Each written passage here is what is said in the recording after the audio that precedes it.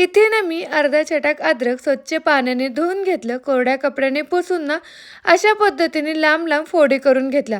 त्याच्यानंतर ना इथे मी 3 मोठे गाजर घेतलेले आहेत, तेही स्वच्छ पाण्याने धुवून घेतले, कोरड्या कपड्याने पुसून घेतले आणि त्याच्यानंतर ना लांब लांब फोडी केल्या. त्याचबरोबर इथे हिरव्या मिरच्या पण सेम धुवून पुसून घेतल्या आणि कट करून घेतल्या. इथे मी 12 लिंब घेतलेले आहेत आणि त्याच्या छोट्या छोट्या फोडी करून घेतल्या.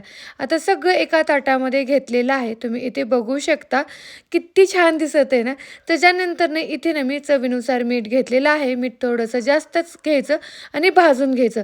इथे मी 2 चमचे मोठे धने घेतले, 1 चमचा इथे मी बडीशोप घेतली, 1 चमचा इथे मी जिरे घेतले, 1 चमचा इथे ना मी ओवा घेतला, 1 चमचा इथे मी मोहरी घेतली, अर्धा चमचा इथे मी मेथी दाणा घेतला.